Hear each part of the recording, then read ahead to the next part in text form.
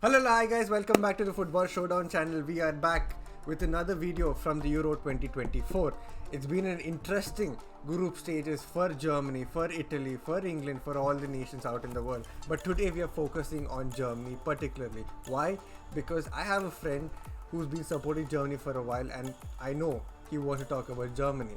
But before we get into that video, I want a small help from you guys. Please keep subscribing to the channel as we're trying to hit 500 subscribers as soon as possible. Keep commenting because that is how we build a community, and keep sharing and keep supporting this channel as we are yet to do good and big things for all the people around the world. Now about the video, I have a bunch of questions to ask him. Before I say anything else, let me introduce the guest for today. Vignesh, how are you, man? Hey Suchit, glad to be here again, as Yeah. always. Right. How's life? How's Germany? How's Germany helping your mood and everything? Well, you're seeing the smile on my face, so just, I don't know, man, happy to, what can I say? After so long, seeing your team play the German way, just fluid football, just going out there, showing how it's done, being very cool about it. So, overall, absolutely happy, no complaints. And we had two opinions that we didn't think will actually happen. One, Sane getting benched so that Words and Musiala can play together, and then I was obviously with a lot of bias saying that Havertz will be the one who will start for Germany. But I think even we had a comment. We had even a comment saying he hopes for full crew to be the number 9. Yes, Havertz did have a good start of the tournament, obviously, but then the crucial goal that helped Germany equalize against Switzerland was from your traditional number 9, full crew. I hope I'm not butchering the name. What are your thoughts? How did the group stages? How were the group stages played, and what are your thoughts about it? Well, so of course, since Germany are the host nation, they had the opening game against Scotland. They just went there and they were just enjoying. They were just taking all the energy from the crowd. I've never seen such a fluid performance. Like when I saw that game, I was awestruck. I'm like, wait, are we actually back? I don't want to jinx. I don't want to say anything because I didn't want to jinx it.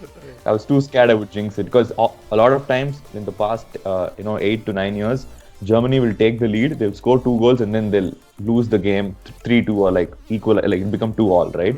So I was just hoping that doesn't happen, and they just dominated from starting to. Of course, Scotland also had a lot of flaws which came to our advantage, no doubt. But overall, I would say Germany had an amazing game.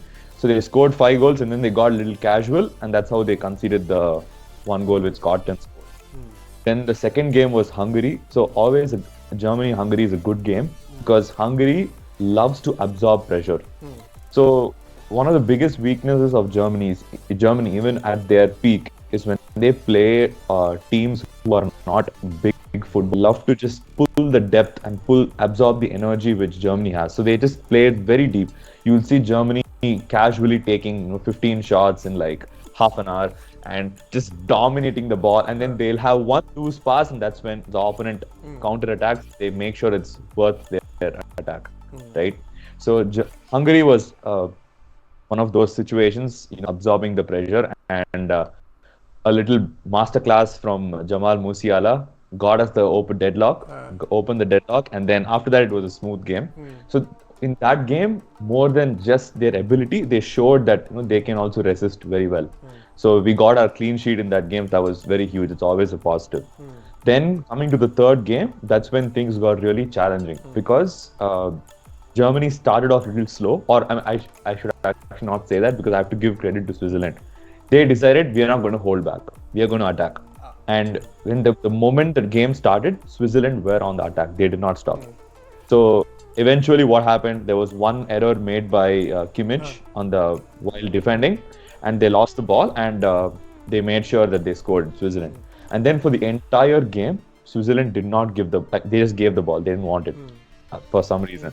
And Germany just kept attacking. Nothing happened. And then I think after 80 minutes, we made our substitution. Niklas Füllkrug came in and he just showed what a number 9's job is. First header of the match, goal. That's it. And for him, first header for him, and he just, loaded that in, and then the game got over 1-1. And I feel like that game was still a positive in my opinion because team showed mentality. So that is what I've been enjoying. So I'm somebody, even if you don't play good football, if you can fight till the 90th minute, I have a lot of respect for my teams. And that is exactly what Germany did. When they were 1-0 down, they didn't start just lazing around or like, hey, you know what, we already qualified. It's fine. No. They wanted to finish top of the table. So they kept pushing to get that goal, and they finally got it. So overall, I would say mentality-wise, 10 on 10, no complaints. So that positivity has to be taken because the next game is very tough. We can talk about that later, but it's going to be against Denmark, which is a huge game coming ahead. Now, the next big thing, I guess, for Germany is the forward situation, right? So for people who don't have time to watch the entire video, I'll tell you this. The answer to this problem of the number 9, there is no wrong answer. You're right by putting Havertz. You're also right by putting Füllkrug. So now I'm going to explain how. Okay, so let's take the first case, which is playing Kai Havertz at number 9. So a lot of us, we play FIFA. We play video games, right, on football. So we keep looking at team sheets, we look at all that. So on paper or on TV, when you look at Germany's formation, it's 4-2-3-1. So your common tendency is to assume Florian Wirtz is left wing, Jamal Musiala right wing, and Havertz is striker. Of course, that's how they want to show it. But amongst Germany, amongst Julian Nagelsmann, that's not the case. Wirtz, Musiala and Havertz, in my opinion, all three of them are center attacking midfielders. But Havertz is more of a center forward false 9 type. So the starting lineup that they have used in the last 3 games, they don't have a proper number 9 because that's how they want to play. That's why you notice even during the match, so they have a diamond formation, just the 4 of them. So it's Havertz, Wirtz on the left side, Musiala on the right, Gundogan in the center. So these 4 have a own triangle and it's very well knitted, and they create a lot of chances, and it's a good fluid motion. And when they feel like they need attack from the flanks, Mittel start on the left side, left back, and Joshua Kimmich on the right side. They both come in and hold the attack. So this is how they've been doing it. It has been successful, but let me tell you what the issue is. So Havertz is not a classic number 9. He is more of a playmaker. So when he gets the ball, his first immediate reaction is, hey, okay, what's my best option? His best option, there is no thing where he's like, okay, I'm just going to take the shot. He doesn't do that. He always tries to look for a better pass. So what is happening a lot of times where he could have just taken the shot and probably a goal, he misses it, right? Because he looks for chance creation. Now he's very good in chance creation because he is able to open up these running lines which Musiala, Wirtz and Gundogan are able to take advantage. Like you should see the game against Switzerland as well. Havertz, he kind of drives one defender away from their formation. There's a gap opening and you have somebody going, receiving the cutback pass.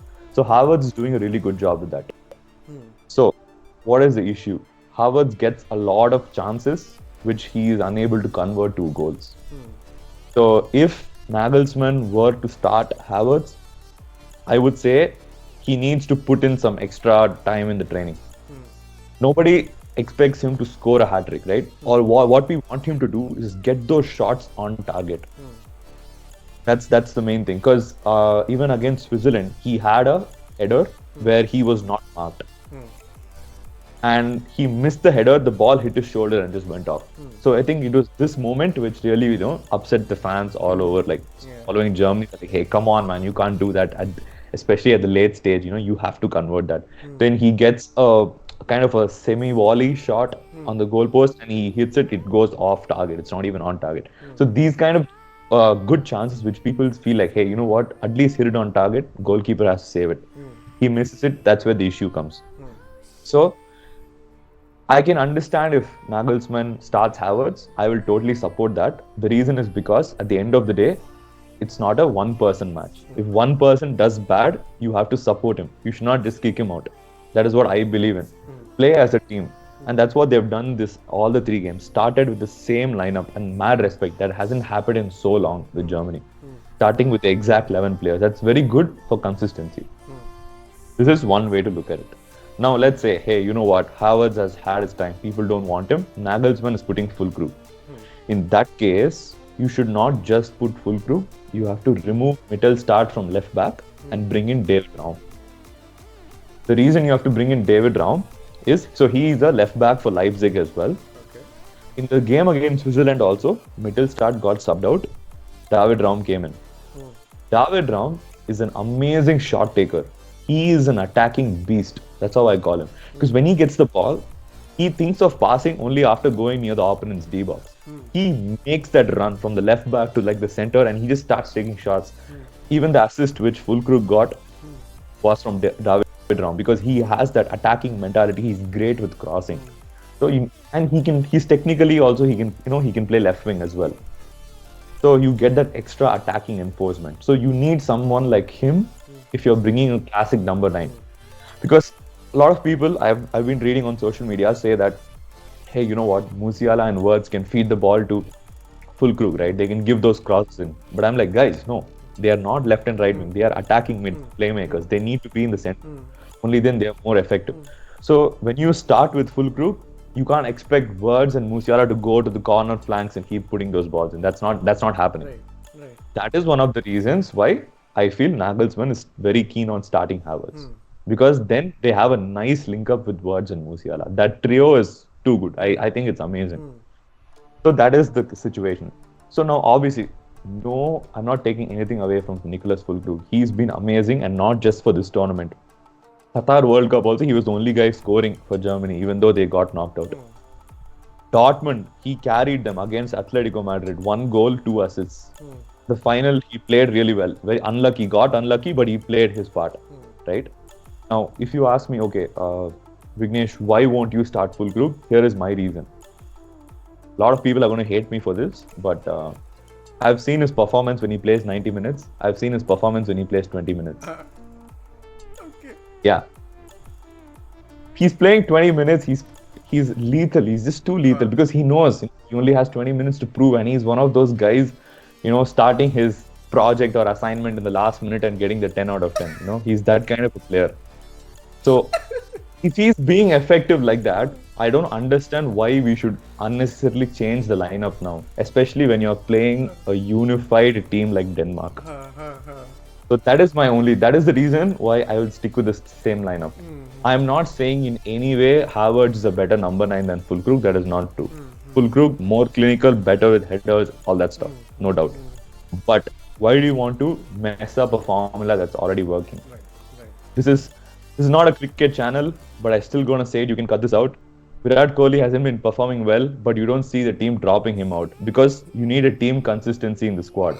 That is very, very important. You don't just kick out a player because they're doing bad. At least you have to give them the valid time for them. So I think for that reason, I would still play Havertz.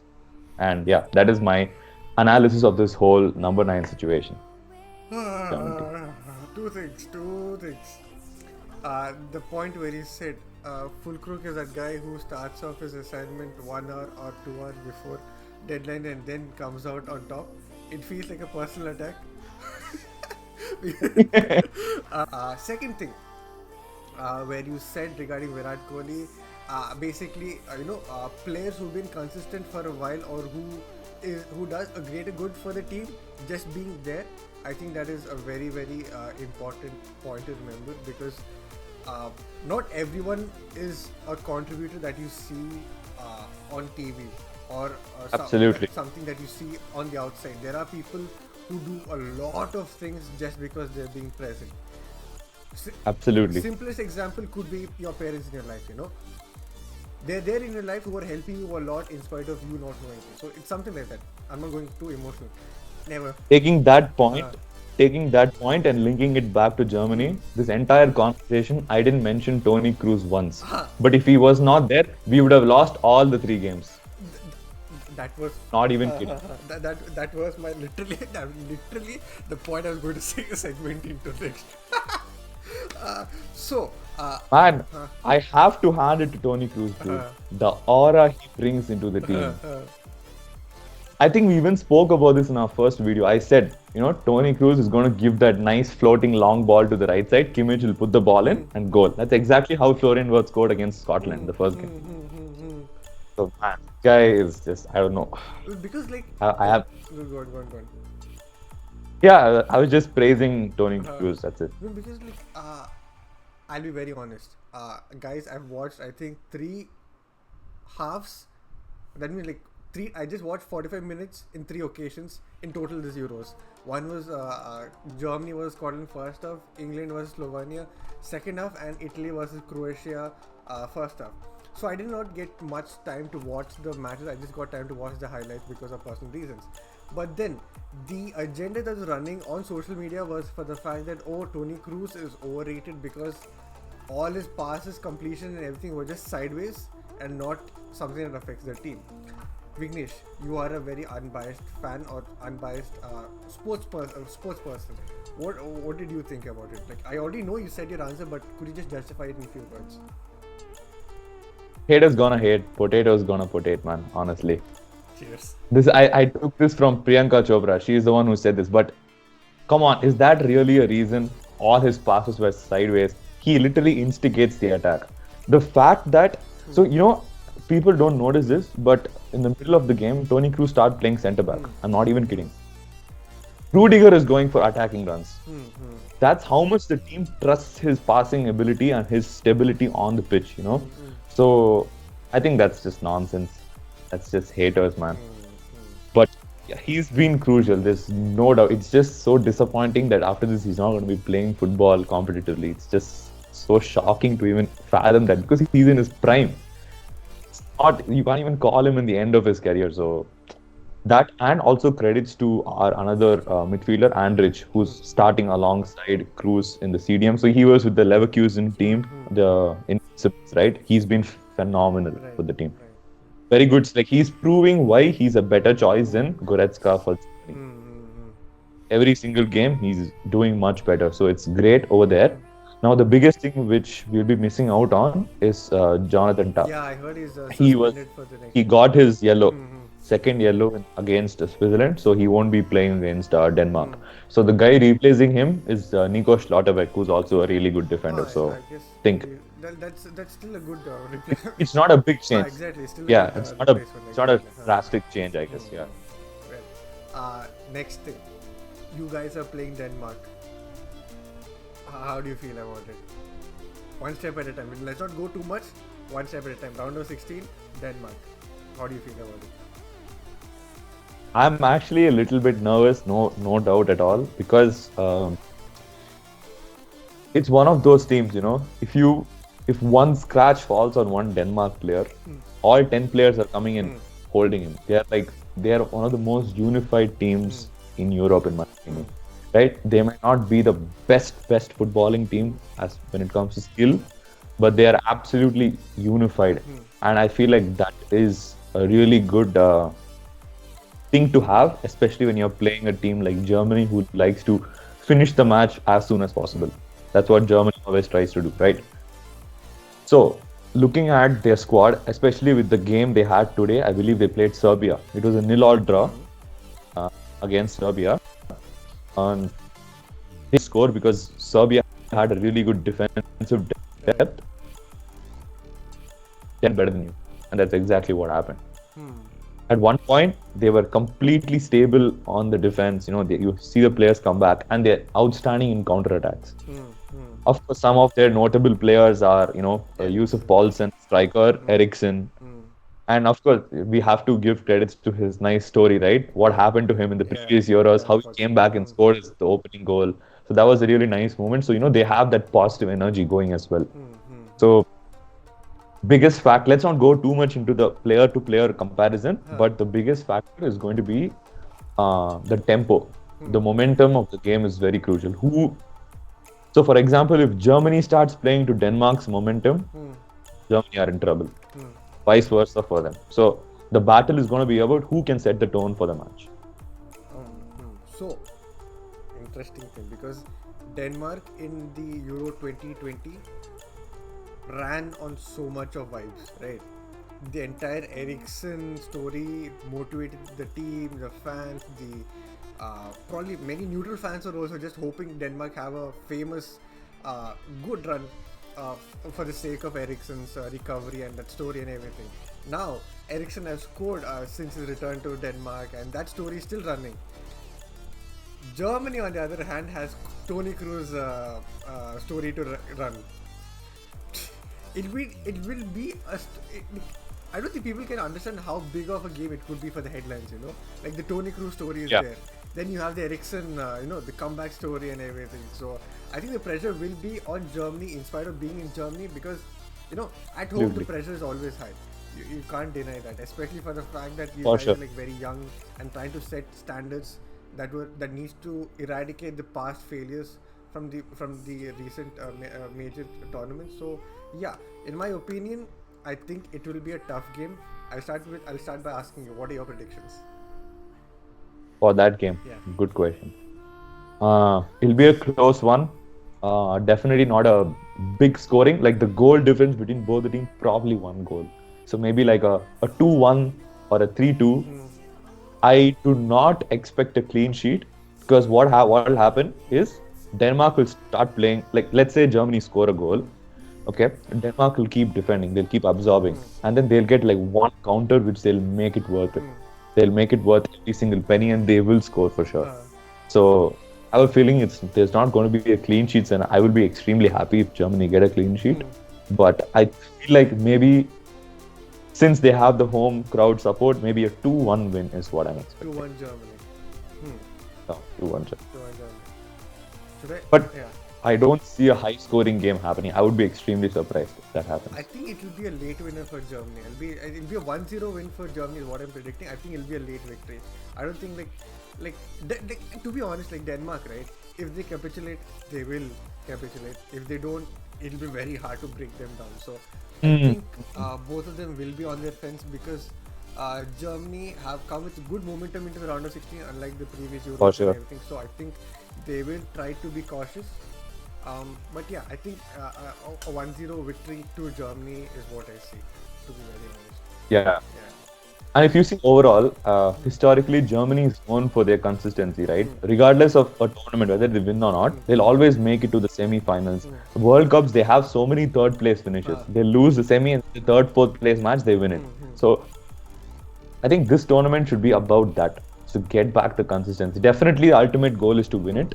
But as a German fan, if they don't, although I will be upset, I won't be too sad about it because this is more about setting a good foundation for the upcoming tournament. So, in another news, there was a clause on Nagelsmann's contract with Germany that if they qualify to the knockout, his contract will be activated until the World Cup. So he's staying until the 2026 World Cup. Yeah. You think we'll watch that World Cup together as well? History, bro. Let's make it. Why not? Let's make it. Let's manifest. Let's manifest.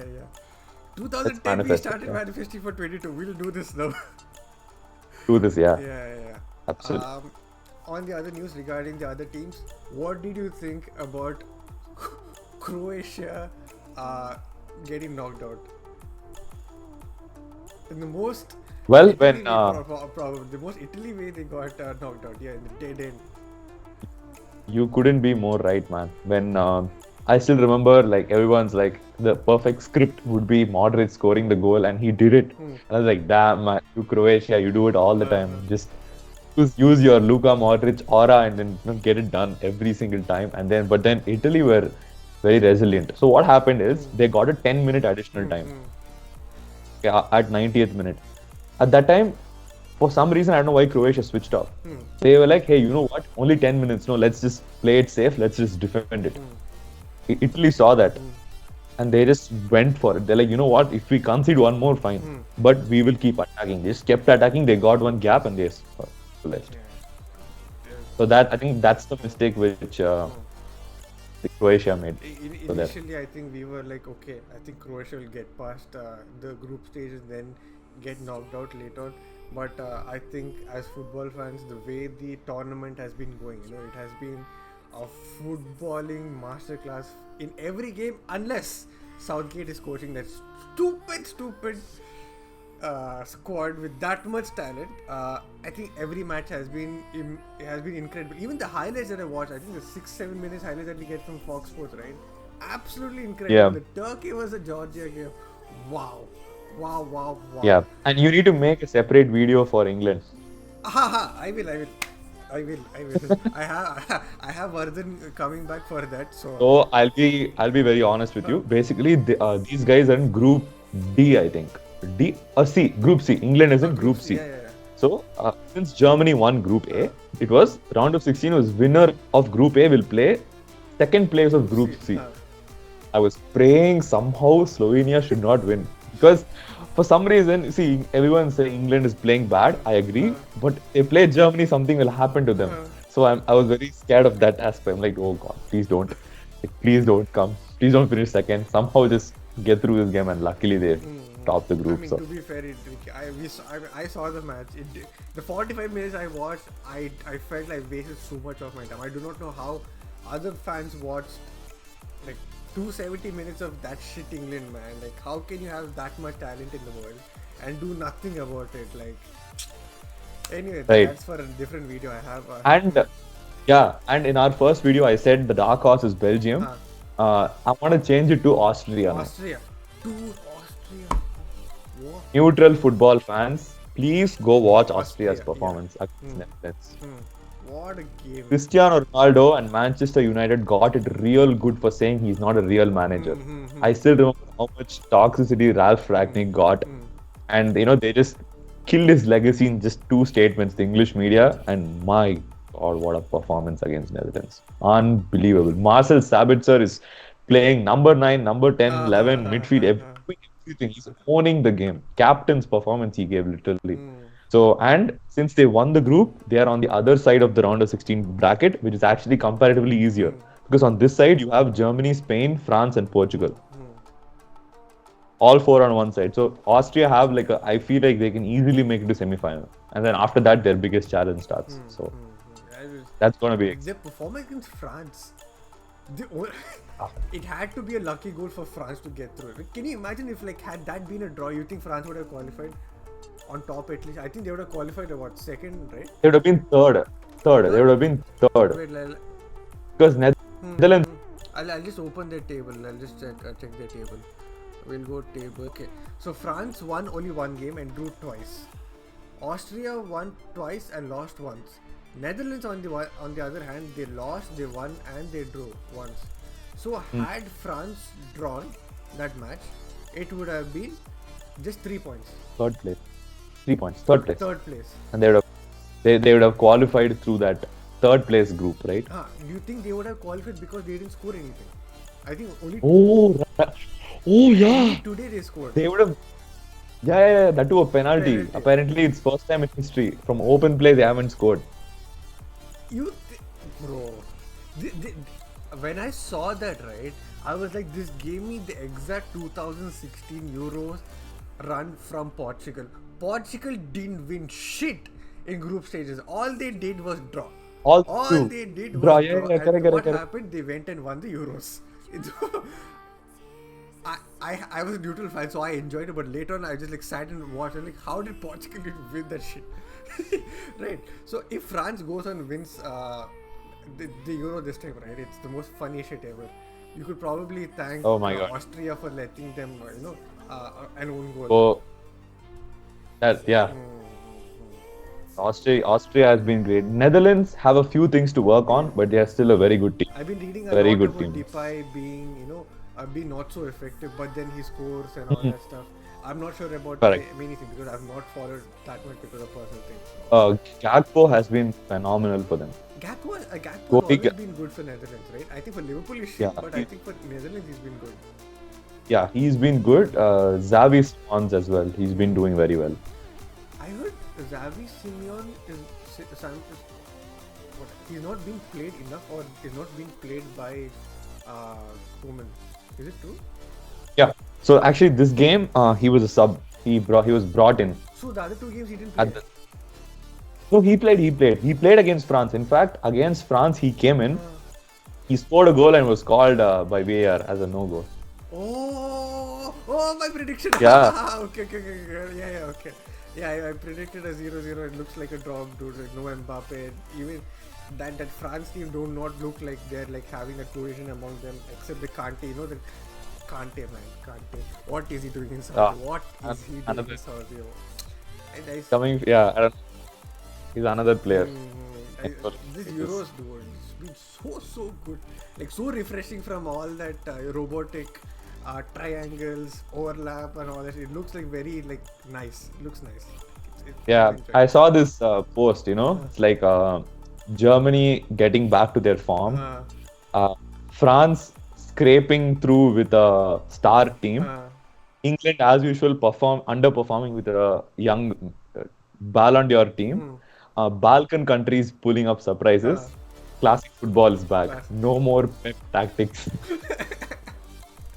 Yeah. I mean, even Messi came out and said, "Nah, like how the Pep's team was like very damaging to the footballing world and all that stuff." Yeah, I mean that many things can happen, many opinions, but yeah. But to listen to more opinions, what do you have to do? Subscribe to this channel. We have more positive people to come in. So do keep subscribing, do Yes. keep commenting, and build this community because we are putting on great content. Vignesh, before we wrap up, any final words regarding the Euro, regarding Germany in general, anything? Definitely an exciting tournament. Football fans, please go watch Yeah. it. And we'll be coming up with more videos on this channel talking about because it's a fun time for everybody, because it's not club wise anymore, it's country wise. So it's exciting times and let's see how things go. But yeah, thanks for watching, Yeah, guys. it's been a brilliant video. It's been a classic football tournament so far. So yeah, we'll see you guys soon. Until then, good morning, good evening, good night, wherever you're in the world. Bye bye. Peace.